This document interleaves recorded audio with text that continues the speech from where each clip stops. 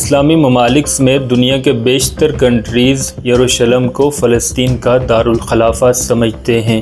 دوسری عرب اسرائیل وار 1967 کے بعد اسرائیل نے فلسطینی یروشلم یعنی مشرقی حصے پر بھی قبضہ کر لیا۔ شہر میں مسلمانوں کا علاقہ سب سے بڑا ہے، جس میں قبۃ الصخرہ اور مسجد اقصی واقع ہے۔ یہاں کرسچنز اور یہودیوں کو داخلے کی تو اجازت ہے، لیکن معاہدے کے تحت یہاں پر صرف مسلمان ہی عبادت۔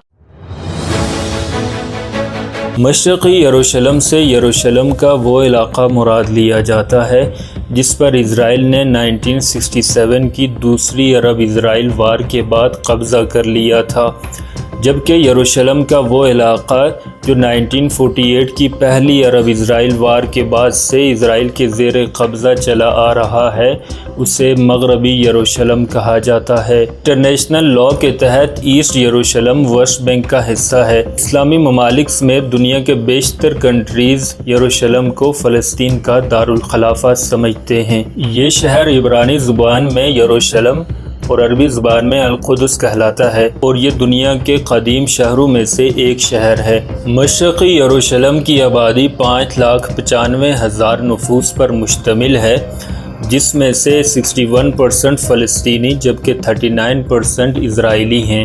اسرائیل نے بڑے پیمانے پر ایسٹ یروشلم میں غیر قانونی یہودی بستیاں بنا رکھی ہیں، اور یہ سلسلہ ہنوز جاری ہے۔ جب 1947 میں یونائٹڈ نیشنز نے فلسطین کا پارٹیشن پلان دیا تو اس کے تحت یروشلم کو انٹرنیشنل سٹی قرار دیا گیا، لیکن 1948 کی پہلی عرب اسرائیل جنگ کے دوران اسرائیل نے مغربی یروشلم پر قبضہ کر لیا، جبکہ مشرقی یروشلم عمان کی عملداری میں چلا گیا۔ دوسری عرب اسرائیل وار 1967 کے بعد اسرائیل نے فلسطینی یروشلم یعنی مشرقی حصے پر بھی قبضہ کر لیا، اور اب اسرائیل نے اس حصے پر بھی بڑے پیمانے پر یہودی آباد کاری کر رکھی ہے۔ یروشلم کو دنیا کا متنازع ترین شہر کہا جاتا ہے، اس لیے کہ اس شہر میں تینوں بڑے ابراہیمی مذاہب اسلام، یہودیت اور مسیحیت کے مقدس مقامات ہیں۔ مشرقی یروشلم میں ہی وہ قدیم شہر ہے جس میں بہت ساری مذہبی عمارتیں اور تاریخی یادگاریں موجود ہیں۔ شہر کا حدود اربعہ چاروں طرف سے بلند و بالا فصیل کے اندر گھرا ہوا ہے۔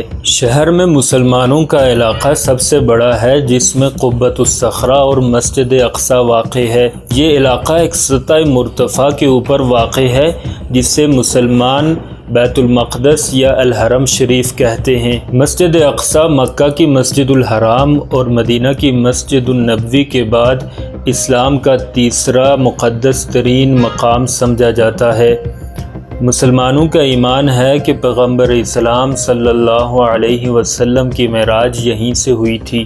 اب زیادہ تر اسرائیلی یروشلم یعنی القدس کو غیر منقسم اور بلا شرکت غیرے اپنا دارالحکومت مانتے ہیں۔ اسرائیل نے 1967 کی دوسری عرب اسرائیل جنگ میں اردن سے مشرقی یروشلم اور قدیم شہر کا علاقہ حاصل کر لیا تھا۔ اس کے بعد اسرائیل نے اسے متحدہ یروشلم قرار دے کر اسے اپنا دارالحکومت بنانے کا اعلان کیا تھا، تاہم اسرائیل کے اس اقدام کو تاحال بین الاقوامی سطح پر تسلیم نہیں کیا گیا۔ البتہ امریکہ صدر ٹرمپ کے دور حکومت میں یروشلم کو اسرائیل کا دارالحکومت تسلیم کر چکا ہے، اور امریکہ اپنا سفارت خانہ تل ابیب سے یروشلم منتقل کر چکا ہے۔ مشرقی یروشلم کے قدیم احاطے میں اسرائیلی فورسز بڑی کثیر تعداد میں موجود رہتی ہیں۔ یہاں کرسچنز اور یہودیوں کو داخلے کی تو اجازت ہے، لیکن معاہدے کے تحت یہاں پر صرف مسلمان ہی عبادت کر سکتے ہیں۔ تاہم مشرقی یروشلم پر اسرائیلی قبضے کے بعد سے مغربی کنارے اور غزہ کے رہنے والے فلسطینیوں کو مسجد کے احاطے میں داخل ہونے کے لیے اسرائیل سے اجازت لینا ہوتی ہے۔ 1993 کے اوسلو امن معاہدے کے تحت فلسطین اور اسرائیل دونوں نے ایک دوسرے کے وجود کو تسلیم کیا تھا، اور اسی معاہدے کی روشنی میں غزہ اور مغربی کنارے پر فلسطینین اتھارٹی کی حکومت قائم کی گئی تھی۔ اوسلو امن معاہدے میں یروشلم کا معاملہ بعد میں طے کرنے کا فیصلہ کیا گیا تھا، لیکن نیتن یاہو کی سخت گیر حکومت قائم ہونے کے بعد رہے سہے مذاکرات بھی ختم ہو گئے اور اب اسرائیل مشرقی یروشلم میں بڑے پیمانے پر یہودی بستیاں قائم کرنے کے منصوبے پر عمل کر رہا ہے۔ تاہم حالیہ برسوں میں اسرائیلی پولیس نے متعدد دفعہ کشیدگی کے دوران مسلمانوں کی مسجد اقصی تک رسائی کو بند کیا ہے، جس کے نتیجے میں بڑے پیمانے پر فسادات پھوٹ پڑے اور یہ علاقہ ایک طویل عرصہ سرخیوں کی لپیٹ میں رہا۔ دائیں بازو کے انتہائی قوم پرست یہودی اس احاطے میں ایک نئے مندر کی تعمیر شروع کرنا چاہتے ہیں۔ نیکسٹ ویڈیوز میں ہم اس تنازع سے جڑے ہوئے دیگر معاملات اور ایشوز پر بھی انشاءاللہ تبادلہ خیال کریں گے۔